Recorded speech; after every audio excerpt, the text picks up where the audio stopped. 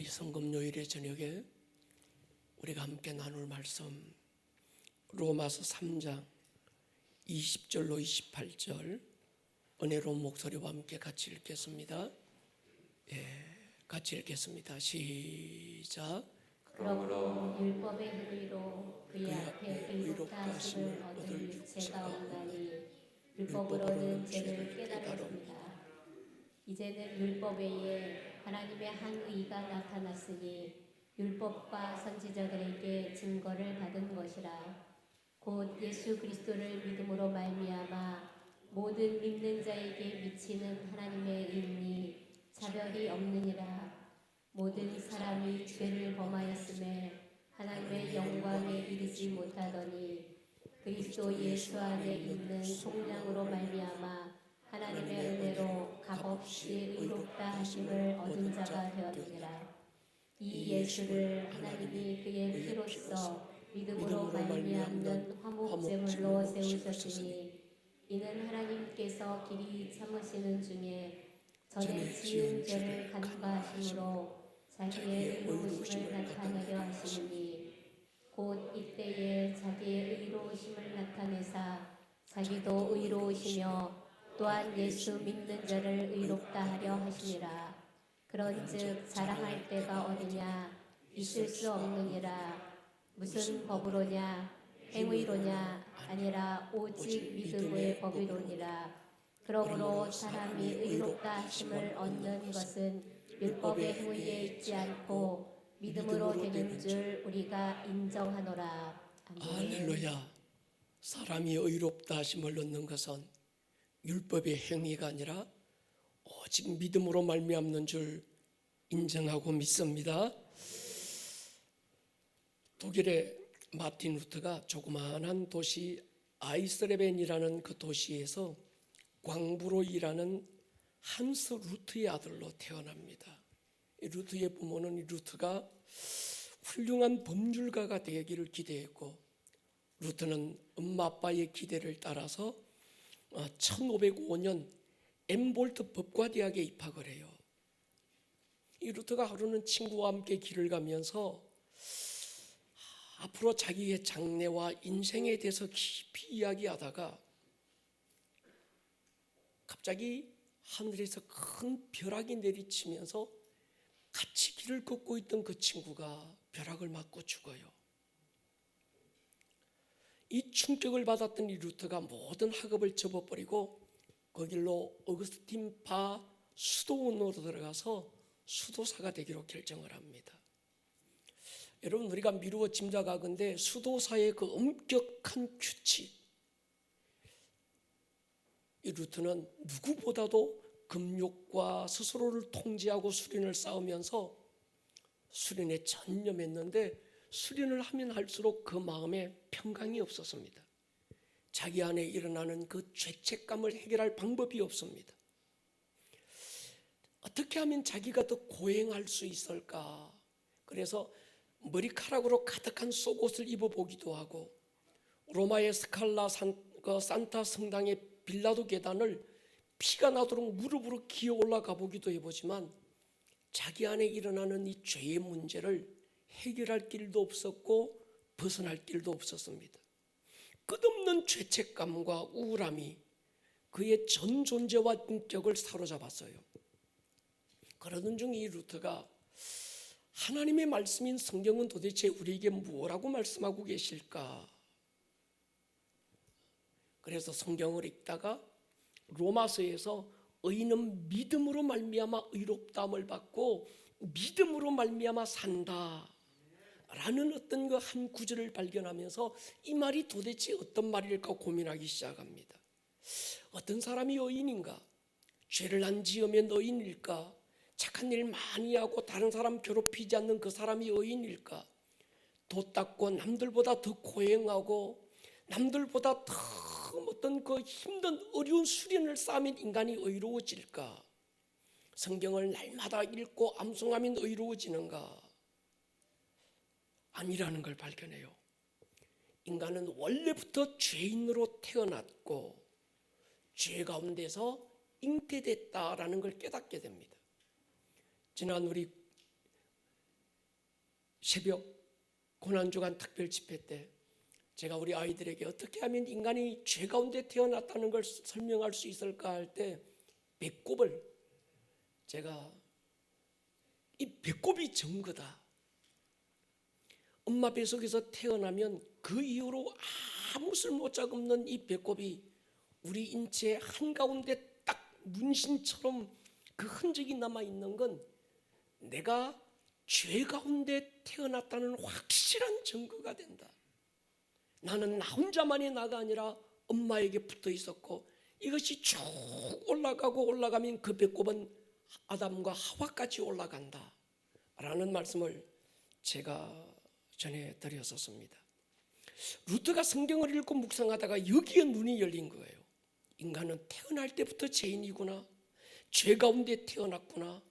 인간이 의롭다함을 받는 길은 태어나고 난 다음에 내가 착하게 살고 내가 선하게 살아서 의인이 되는 게 아니구나. 로마서에서 바울을 통해서 오직 의인은 믿음으로만 의롭다함을 받는구나라는 걸 깨닫는 겁니다. 그러면서 의인은 믿음으로 사는 사람이다. 이신칭이라고 하는 신학적인 큰 주제를 선포하기 시작했습니다. 인간의 고행도 선행도 우리 죄의 문제를 해결해 주지 못한다. 죄의 문제는 오직 십자가만 그 해답이다 라는 걸 선포해요. 로마서 3장 20절 한번 보십시오. 그러므로 율법의 행위로 그의 앞에 의롭다 하심을 얻을 육체가 없다. 누구는 있을 수 있다. 아니면 어떤 종류의 사람은 율법의 행위로 의롭다함을 받는다라고 말씀하신 게 아니라 누구도 예외 없이 인간이라고 하는 인간은 누구도 예외 없이 율법의 행위로는 의롭다함을 받을 수 없다. 그런데 하나님이 왜 우리에게 율법을 주셨는가? 율법은 내가 죄인이라는 걸 깨닫는 거울로 주셨다는 거예요. 동의하십니까? 여러분, 죄가 무엇인지 성경을 통해서 깨달은 우리가 팔복 가운데서는 심령이 가난한 복을 받은 이 사람은 자기의 죄의 문제를 무엇으로도 해결할 수 없다는 걸 알고 자기를 의롭다 해주실 예수님을 찾는 거예요. 우리가 성경을 알기 전에는 성령께서 우리의 마음의 눈을 밝혀주시기 전에는 죄가 죄인 줄로 인식을 못했습니다. 내 안에 뼛속까지 죄가 꽉 들어차 있다는 걸 볼 수도 없고 알 수도 없습니다. 형제를 미워하는 것이 살인에 해당할 만한 죄라는 걸 몰랐습니다. 여자를 보고 음욕을 품는 것이 동일한 간음죄인 줄 그때는 몰랐습니다.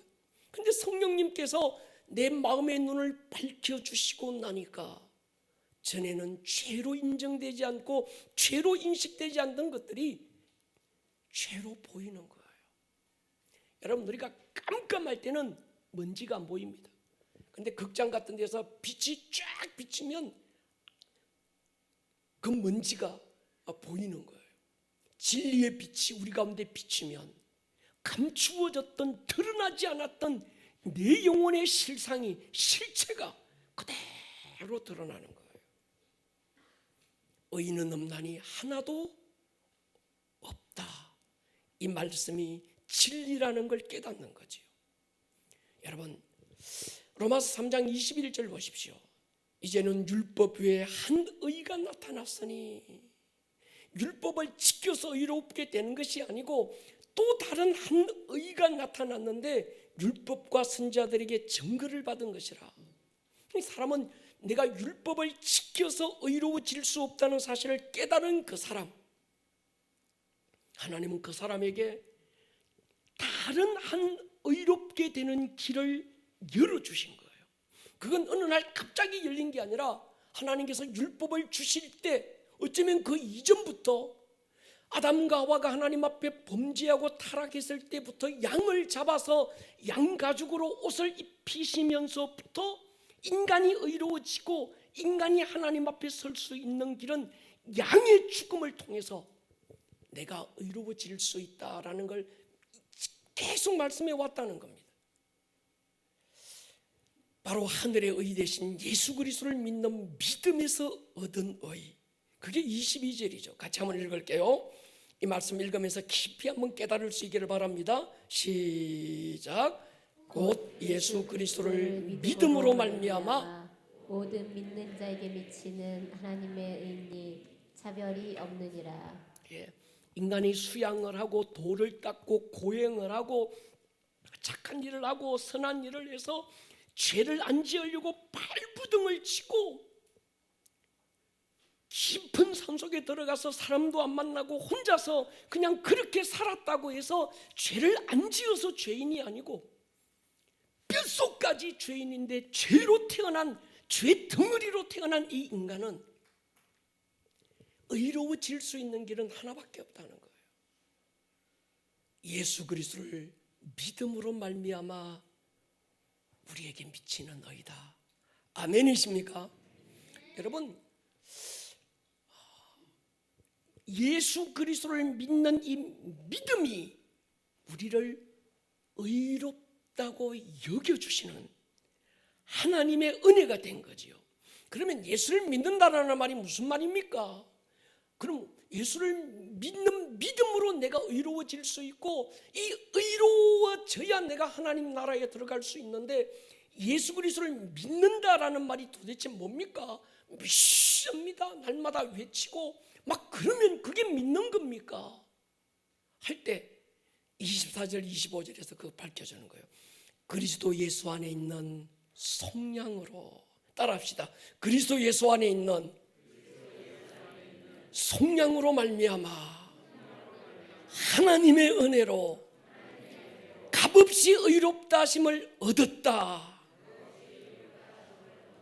여러분, 이 말씀이 너무 소중합니다. 예수를 믿는다라는 말이 도대체 무슨 말입니까? 그 설명인 거예요. 그리스도 예수 안에 있는 속량으로 말미암아 하나님의 은혜로 값없이 의롭다 하심을 얻은 자 되었다. 예수님이 그분의 피값으로 나를 속량했다. 피값을 주고 나를 샀다. 사셨다라는 속량. 죄 덩어리로 태어났고 뼛속까지 죄인이고 아주 죄로 범벅이 돼서 살고 있던 나, 죄 가운데 태어났던 나, 이런 내가 하나님이 그리스도 예수 그분 안에 있는 속량, 그 하나님의 아들의 피값을 주고 나를 사셔서 나는 값없이 의롭다 하심을 얻은 자 되었음을 믿습니다. 이 연사 막 그렇게 하지 않아도 이 사실을 믿는 것이 예수를 믿었다 이렇게 말씀하는 줄로 믿습니다. 여기서 속량이라는 말은 로마 시대에 노예를 돈으로 사고 팔 때 사용하던 단어입니다. 어떤 사람이 노예시장에서 돈을 주고 노예한 사람을 사서 자유인으로 풀어줄 때, 야, 내가 돈 주고 너를 샀어. 그러니 넌 이젠 자유인이야 할 때 상업적으로 썼던 용어가 속량이라는 단어입니다. 에베소 1장 7절 보십시오. 우리는 그리스도 안에서 그의 은혜의 풍성함을 따라 무엇으로? 그의 피로 말미암아 속량. 그의 피로 뭐 했다는 겁니까? 값을 지불하고 샀다. 그래서 죄사함을 뭐 했다? 받았다. 아멘입니까? 여러분, 제가 어렸을 때 1974년도에 알렉스 헤일이라고 하는 어떤 그 소설가가 그 소설 원작에 불이라고 하는 것이 소설로 나왔고 그것이 나중에 영화로 나온 게 있습니다. 제가 이걸 유튜브에서 한번 찾아가서 봤는데 그 줄거리가 약간 된 게 있어서 한번 집에 가서 보실래요? 지금 보실래요? 한번 들어봐 주세요.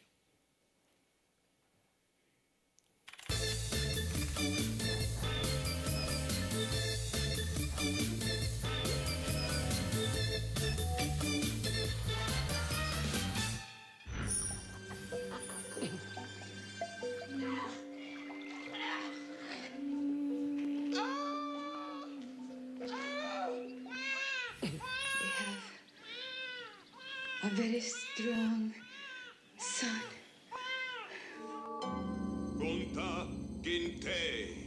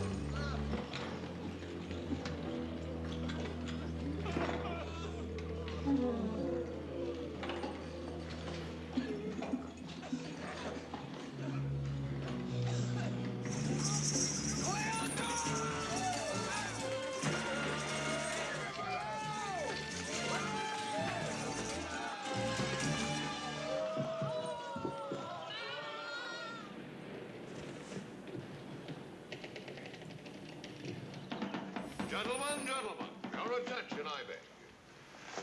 As advertised, we have a fine cargo. Now, I'm going to start the bidding at 150. Sold. Your name, sir? Reynolds. Toby. Yes. His name should be Toby.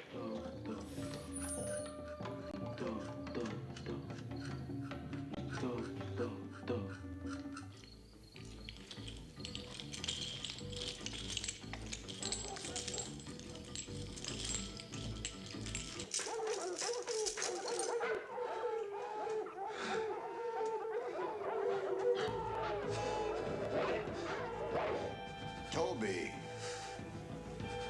You're going to learn to answer to your name. What's your name? Kunta Kinte.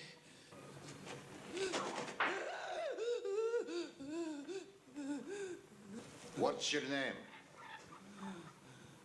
Toby.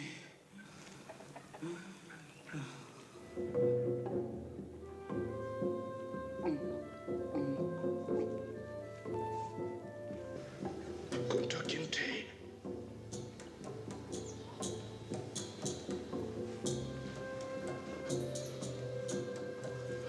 There's gonna be another day.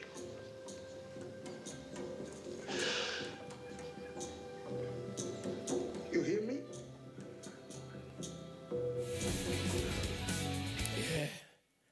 여기까지만.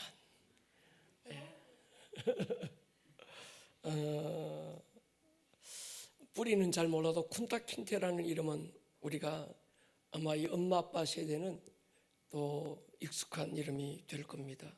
서아프리카 감비아 지역 쥐풀의 마을에서 이 태어난 쿤타 킨테가 성인식을 마치고 전통 악기인 북을 만들기 위해서 숲으로 갔다가 이 노예 사냥꾼에게 잡히죠. 그래서 노예가 돼서 노예선을 타고 미국에 가서 팔려갑니다. 그러니까 거기서 이 탈출하기 위해서 처절한 몸부림을 계속적으로 하는데 또 잡히고 마지막에는 다리가 하나 잘려요. 발목이 잘리죠. 더 이상 도망갈 수 없도록. 그런데도 이 쿤타 킨테는 이 자기가 노예라는 사실을 인정하지 않고 그러니까 그 뿌리라는 영화를 보면서 참 많은 생각을 하게 됐던 것 같아요. 여러분 오늘 이 밤에 물론 우리가 이런 어떤 인권 문제에서 흑인들을 이렇게 얘기하는 건 참 잘못된 거죠. 그러나 우리가 이 영화에서 하나 교훈을 얻어야 될 게 있습니다. 이 쿤타 킨테는 하나의 소설이 원작이 돼서 영화로 만들어져 있는 어떤 그런 소설 속의 한 부분이지만 실제 일어났던 일들과 동일한 겁니다. 그러나 더 깊이는 영적으로 보면 바로 우리가 그 모습이라는 거죠. 히브리 2장은 이렇게 말합니다. 자녀들은 혈과 육에 속하였음에 그도 또한 같은 모양으로 혈과 육을 함께 지니심은 예수님을 말합니다. 예수님이 혈과 육, 인간의 몸으로 이 땅에 오신 이유는 예수님의 죽음을 통하여 죽음의 세력을 잡은 자, 곧 마귀를 멸하시고 그 마귀에게 매여 죽기를 무서워하면서 한평생 종노릇하고 있는 모든 우리 인간들을 놓아주기 위해서다. 영적으로 보면 우리 모든 인간들은 마귀라고 하는 사망의 세력을 가진 마귀에게, 아까 전에 우리가 그 흑인 노예들이 그때 당시에 목에 짐승처럼 어떤 이런 그 벗어날 수 없는 이 개목걸이 같은 걸 차고 양발에 쇠고랑을 어떤 차고 해서 마치 짐승처럼 그 포로된 자로 그렇게 살고 있었던 것처럼 영적으로 보면 우리 모든 인간들은 마귀에게 그렇게 매여서 종노릇하고 있었다는 얘기예요. 동의하십니까? 우리 예수님이 이 땅에 오신 건 종노릇하고 있는 모든 인간들을 예수님의 십자가의 죽음의 사건을 통해서 값을 지불하고 우리를 노예 상인으로부터 사셔서 자유케 해주신 그 은혜가 바로 이것인 거죠. 그래서 고린도서 6장 보십시오. 같이 읽겠습니다. 시작. 너희 몸은 너희가 하나님께로부터 받은 바 너희 가운데 계신 성령의 전인 줄을 알지 못하느냐. 너희는 너희 자신의 것이 아니라 값으로 산 것이 되었으니 그런즉 너희 몸으로 하나님께 영광을 돌리라. 이제 너희는 너희 것이 아니다. 값을 주고 샀다 할 때 누구에게 이 값을 지불했을까? 전에는 제가 이게 마귀에게 값을 지불한 줄 알았어요. 근데 복음의 눈을 다시 열고 나니까 이 값은 마귀에게 지불한 게 아니라 하나님께 지불한 겁니다. 죄의 싹시 사망이라고 하는 하나님의 공의 앞에 주님은 하나님의 공의를 이루시기 위해서 피값으로 하나님의 공의 앞에 자기의 피로 값을 지불한 거지요. 그것이 십자가 사건인 겁니다. 예수님이 치르신 그 값으로 우리는 무죄 선고를 받은 거예요. 그래서 로마서 3장 24절 보십시오. 그리스도 예수 안에 있는 속량으로 값을 주고 산 것으로 말미암아 하나님의 은혜로 값없이 의롭다 하심을 얻었다. 아멘이십니까? 의롭다함을 얻었다. 무죄로 인정을 받았다. 신학적인 용어로는 칭의, 의롭다, 칭함을 받았다, 그런 말입니다. 한 사형수가 사형 선고를 받고 사형 집행 현장에 섰습니다. 교수대가 눈앞에 보이고 사형 집행관이 무서운 눈빛으로 바라보면서 마지막으로 네가 하고 싶은 말이 뭔지 생각해보고 말을 해라. 지난 날 많은 날들이 주마등처럼 스치고 지나갑니다. 눈물을 뚝뚝 흘리고 있는데 마지막 5분을 준 거예요. 이젠 죽음이 바로 눈앞에 다가왔는데 저기서 왕의 칭서를 가진 어떤 이 사신 하나가 막 말을 타고 깃발을 흔들면서 달려오는 거예요. 사형 집행을 멈춰라. 그러면서 왕이 준 사면장을 내어놓고 너는 자유의 몸이라고 선언한 그 사면이 복음이 된 거지요. 19세기 러시아 문학을 대표했던 도스토예프스키의 인생 스토리가 바로 이 얘기와 똑같은데 오늘 우리 인류의 현실과 똑같은 거죠. 성경 전체적인 주제가 바로 이겁니다. 우리 인간은 마귀에게 매여서 사망의 세력을 잡은 자 마귀에게 매여서 일평생 죽기를 무서워하며 두려워 떨고 있는 이미 사형 선고를 받은 자들인데 무엇 때문에? 죄 때문에. 내가 죄인이기 때문에. 그런데 하나님의 독생자가 자기의 피로 값을 지불하고 우리를 사셔서 사면장을 내어놓으면서 우리를 자유라하고 선포해 주신 것, 이것이 우리에게 믿음이 되고 그대로 받아들여져서 복음이 된 줄로 믿습니다. 우리가 하나님 앞에 갈 때 들고 갈 사면장이 뭘까? 하나님 있잖아요. 나 이렇게 착한 일 많이 했는데요. 한번 보십시오. 나 이 정도 사람입니다. 하나님께 안 통해요. 하나님요, 내요 이 땅에 살 때요, 대한민국에서 뭐 S 기업을 일으키고요, 내가 어떤 뭐 H 기업을 하나 일으키고요, 엄청나게 많은 사람들을 먹여 살리고 왔는데요, 주님께는 그게 아무 소용이 없는 거예요. 내가 이 땅에서 공부할 때 박사학위 12개를 받았고요, 그래서 뭐 아주 뭐 노벨 문학상도 받고 노벨 과학상도 받고 다 받았는데요, 하나님께 들고 갈 아무런 그게 못 되는 겁니다. 우리가 주님 앞에 갈 때 들고 가야 될 오직 한 가지가 있다면 십자가밖에 없는 줄로 믿습니다. 히브리 4장 16절 보십시오. 그러므로 우리는 긍휼하심을 받고 때를 따라 돕는 은혜를 얻기 위하여 은혜의 보좌 앞에 담대하게 나아갈 것이다. 이 은혜의 보좌, 용서의 보좌, 한없는 헤세드의 보좌, 그 앞에 나아가는 거예요. 로마서 3장 25절 보십시오.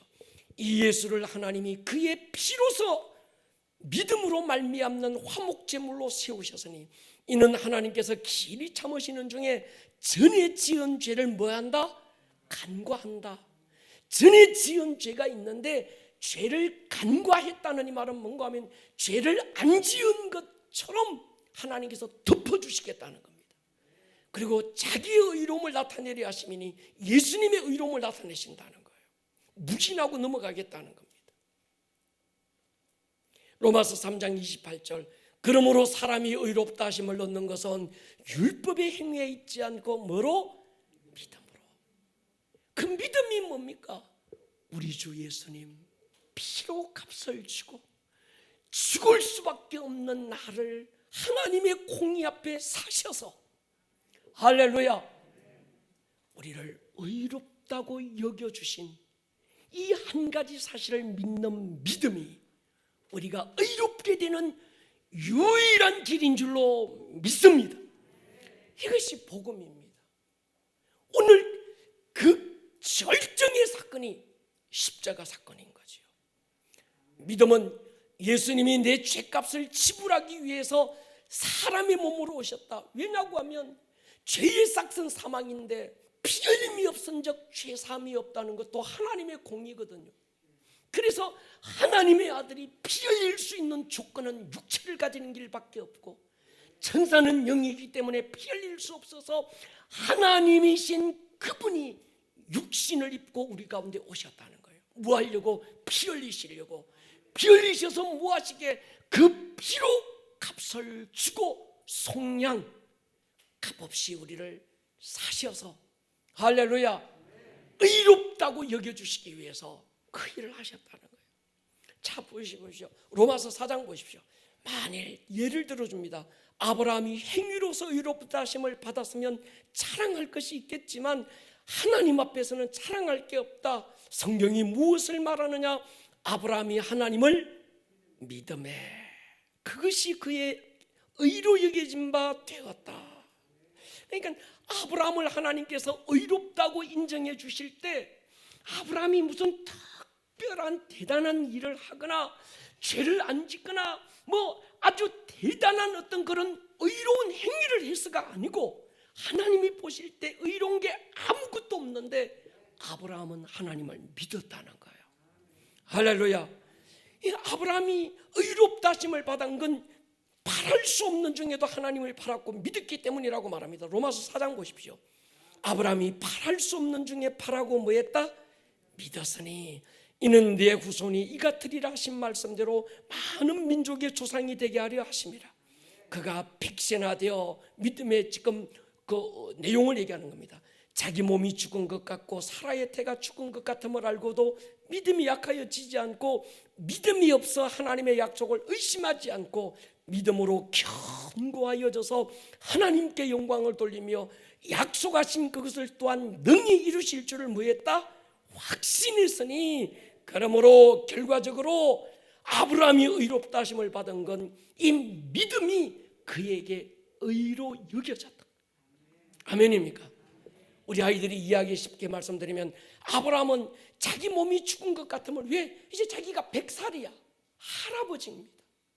아이를 생산할 능력이 없고 자기 아내 사라를 볼 때 이젠 꼬부랑 할매가 돼서 도무지 생리적으로 자식을 낳을 수 있는 가망성이 아주 0.0001% 1%도 없는 그때에도 하나님께서 전에 아브라함아, 내가 너를 하늘의 무별과 같고 바다의 모래알 같은 많은 자손이 되게 하겠다. 네 이름을 아브라함, 열국의 아비가 되겠다고 했던 하나님의 그 약속을 끝까지 믿었다는 거예요.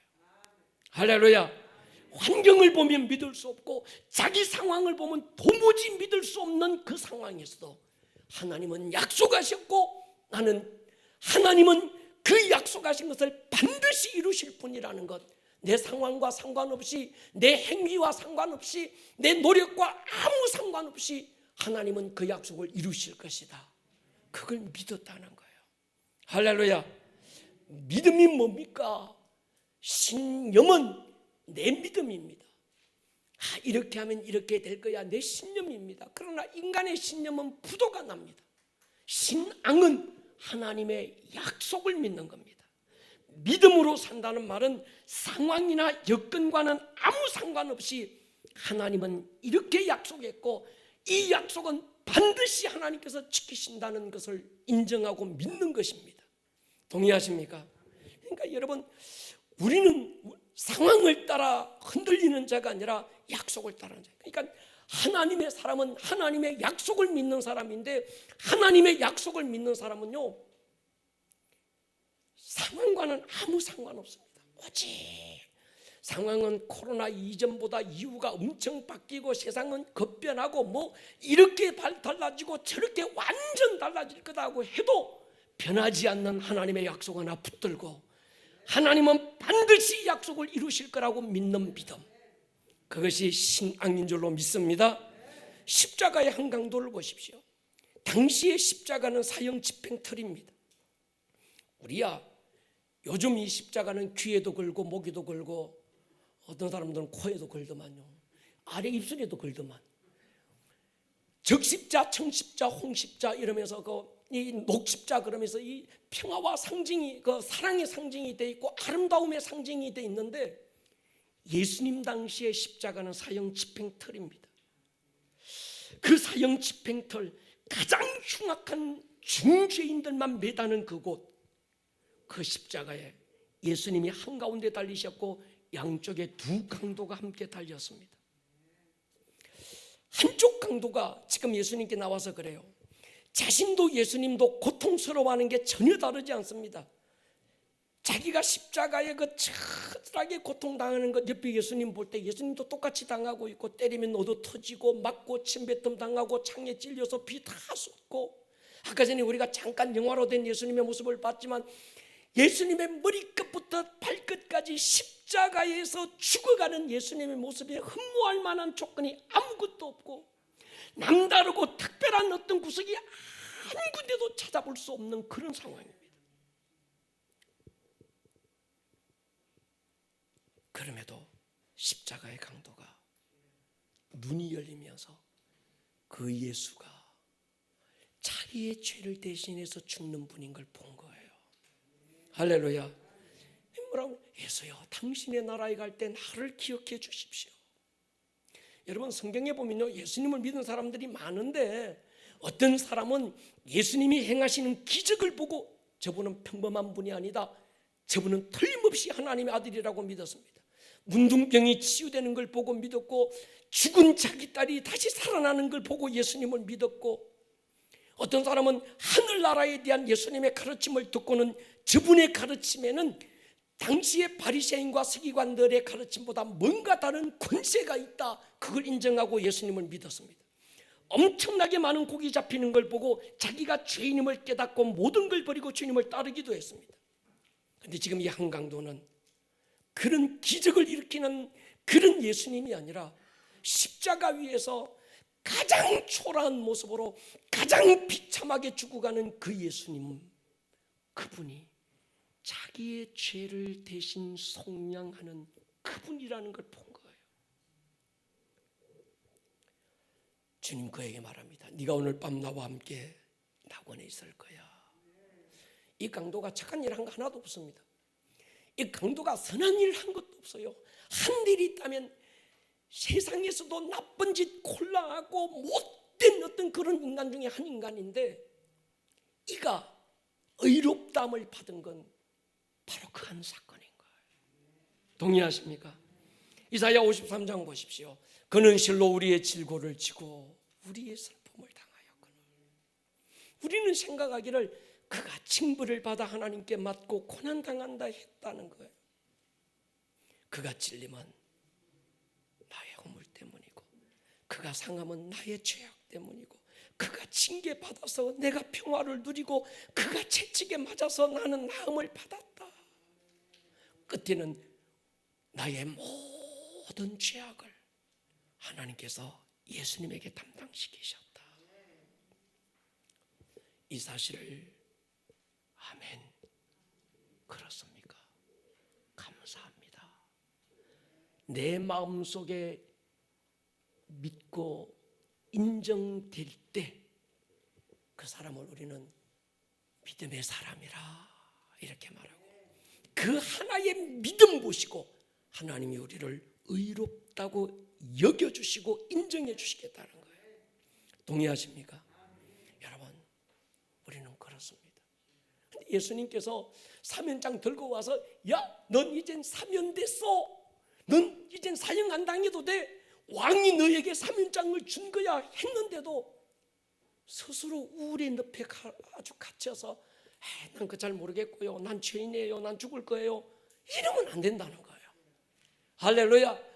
내가 옛날에 요렇게 나쁜 짓 했고, 옛날에 저렇게 내가 나쁜 짓 했고, 내가 아주 못된 인간인데 말도 안 되는 소리 하지 마세요. 사면장은 무슨 사면장이, 나는 죽어야 돼요, 이러면 안 된다는 거예요. 할렐루야.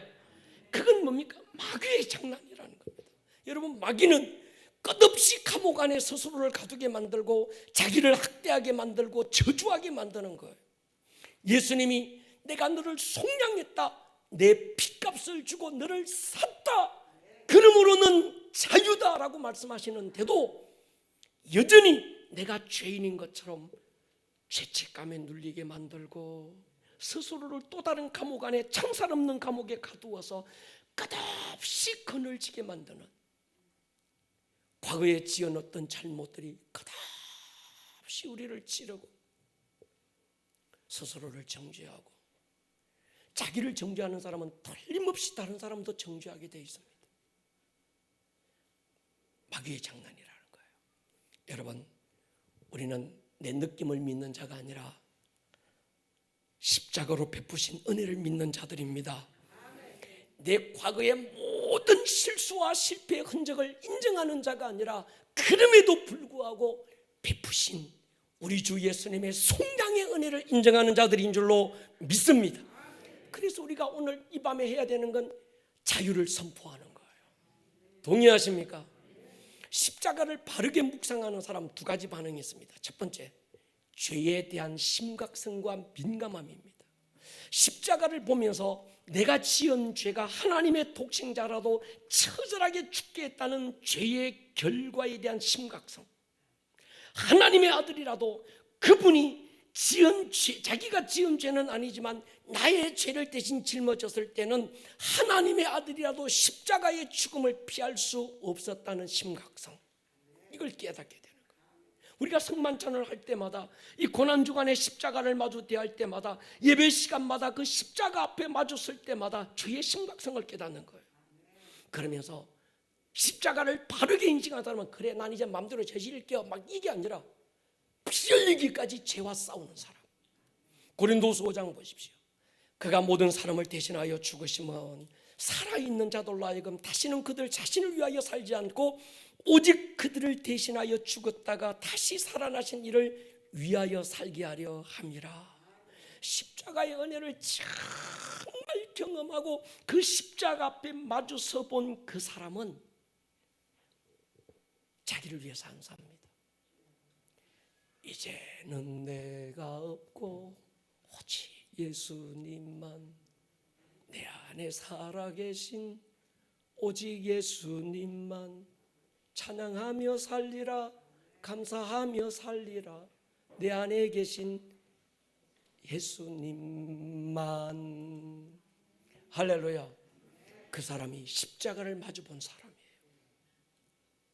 여러분 보십시오. 하루는 하나님께서 아브라함을 불러서요, 아브라함아, 네 아들 독자 이삭을 내가 지시하는 산으로 데리고 가서 그곳에서 내게 번제로 바쳐라.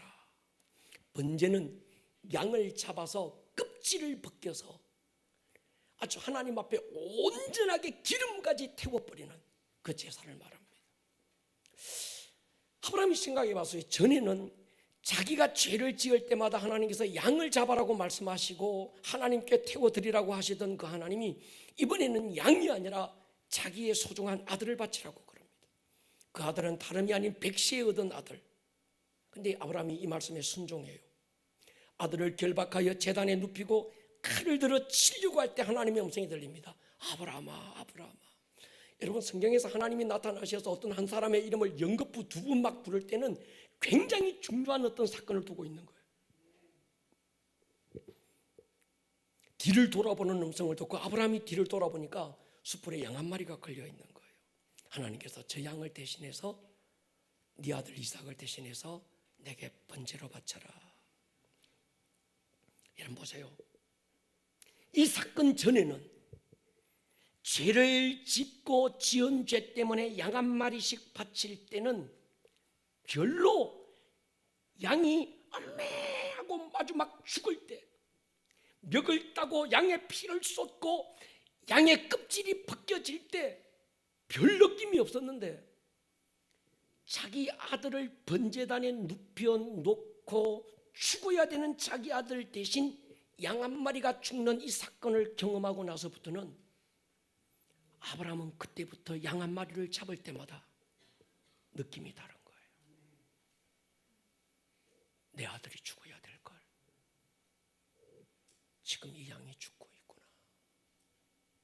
할 때마다 아브라함은 죄 짓는 게 두려워지는 거예요. 동의하십니까? 죄에 대한 심각성, 죄에 대한 민감함이 달라지는 겁니다. 여러분, 이것이 십자가의 은혜를 경험한 사람, 십자가 앞에 마주서 본 사람, 그 사람들 안에서만 발견될 수 있는 특성인 거예요. 우리가 정말 하나님의 독생자의 은혜, 피 흘림으로 값을 지불하고 사신 속량의 은혜를 내가 경험했다면 우리는요, 죄에 대한 우리의 태도가 달라져야 됩니다. 두 번째, 십자가에 배어있는 하나님의 사랑에 대한 감격입니다. 요한복음 3장 16절에서 하나님이 세상을 이처럼 사랑했다고 하실 때 이처럼의 크기가 얼마나 큰지를 깨닫는 거예요. 이때마다 우리는 이런 시즌이 오면 부르는 찬양이잖아요. 널 울어도 눈물로서 못 갚을 줄 알아. 몸밖에 더 없어서 이 몸마저 드립니다. 어메이징 그레이스, 나 같은 죄인 살리신 주 은혜 놀라워. 이 찬양이 그냥 곡조가 있어서 따라 부르는 노래가 아니라 내 신앙의 고백이 되는 거예요. 여러분, 오늘이 바로 그날인 줄로 믿습니다. 혹이 우리 가운데 아직 믿음으로 산다는 게 도대체 무슨 말이고, 믿음으로 말미암아 의롭다함을 받았다라는 말이 도대체 무슨 말인지 이해가 안 갔는데, 오늘 성령님께서 마음의 눈을 열어주시고 지혜와 계시의 영을 부어주셔서 이 로마서에 기록되어 있는 이 루터가 깨달았던, 어느 순간에 깨달았던 이 은혜가 여러분 안에 성광처럼 비춰져서 깨닫고 경험되는 시간 될 수 있기를 주의 이름으로 축원합니다. 다시 한번 그 은혜를 입었다면 우리는 그 십자가 앞에 마주 서야 합니다. 그리고 하나님의 사랑으로 돌아가셔야 합니다. 그리고 그 사랑을 확신할 수 있어야 합니다. 나 여호와께 돌아갑니다. 내 백성이 나를 떠나서 세상으로 돌아갔던 그때에도 내 사랑이 그들을 끝까지 포기할 수 없게 만들었던 하나님의 그 사랑이 십자가로 우리 가운데 나타나서 우리는 그분으로 속량 그 사랑을 입고 우리 하나님의 자녀가 된 거예요. 이것이 이론이 아니고 조직 신학이 아니고 이것이 어떤 교리가 아니고 저와 여러분들 속에 이루어진 사건이 되고 이미 우리 안에 이루어진 경험이 될 수 있기를 축원합니다. 성령님 이 시간 우리 가운데 오십시오. 이것은 우리의 신념으로 믿어지는 게 아닙니다. 성령님, 오늘 이 믿음이 우리 안에 이루어지게 해주십시오.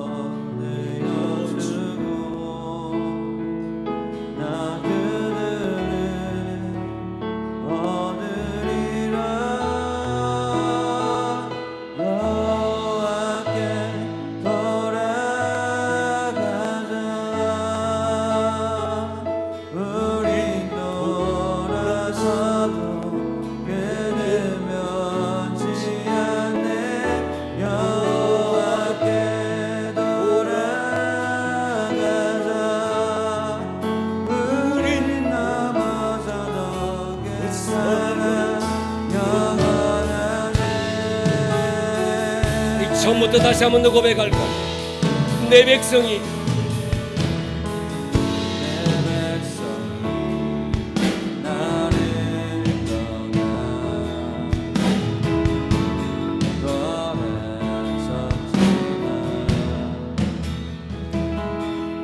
오늘 우리가 믿음으로 고백합니다. 뼛속까지 죄인이고 죄로부터 벗어날 길이 없던 내가 사망의 세력을 잡은 자 마귀에게 매여 죽기를 무서워하며 떨고 살던 내가 하나님의 독생자가 자기의 피로 값을 지불하고 나를 사셨습니다. 나를 자유케 했다는 이 사실을 내가 믿음으로 인정합니다.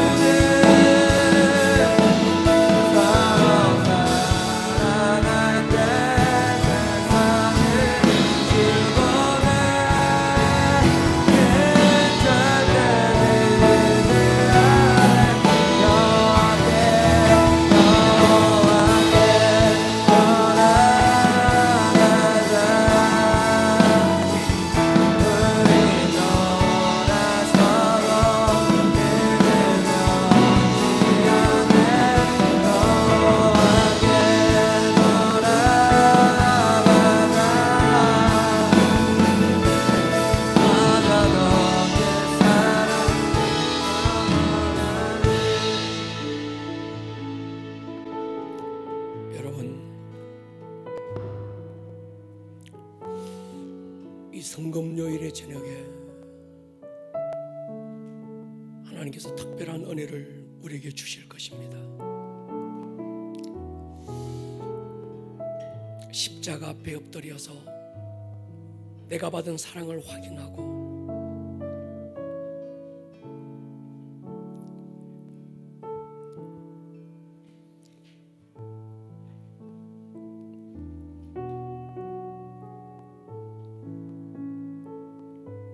하나님의 독생자가 자기의 몸을 어긋진 나무 토막에 걸어서 가슴을 찢고 터져나오는 피로 값을 지불하고 나를 속량 사셨다. 내게 이 사실이 믿음이 돼서 그 믿음 하나 때문에 내가 의롭다 여기심을 받았습니다. 우리가 이 밤에 그것을 인정합니다. 주님, 깊은 곳에서부터 이 사실이 인정이 되고 믿음이 되게 해주십시오. 어쩌다가 받은 그 은혜 그 감격 다 잃어버리고 싸늘한 채 오늘 십자가 앞에 우리 마주 섰다고 한다면 다시 십자가로 돌아가 그 십자가를 붙드셔야 합니다. 하나님, 이 밤에 그 사실을 인정하고 기념하는 뜻과 찬양, 성만찬에도 참여하고 특별한 기름 부으심으로 이 밤에 우리에게 오셔서 우리를 만지고 계시는 주님의 은혜의 날이 바로 이 날인데, 이 사실이 믿어지지 않는 자들 도마에게 오셔서 못자국 난 손 내미시고 허리에 창자국 보여주시면서 보지 못해서 못 믿니? 보고서라도 믿어다오. 주님, 못자국 난 주님의 손을 보여주십시오. 창자국 난 주님의 허리를 보여주십시오. 그 상처에 나의 손을 얹어놓고 주님의 그 사랑의 흔적, 십자가의 흔적을 내가 만지고 경험하고 이 밤에 믿게 하여 주십시오. 보고서라도 믿는 자가 되게 하여 주십시오. 다시 십자가의 은혜를 회복하는 밤이 되게 하여 주십시오. 주여 한번 부르고 통성으로 기도합니다. 주여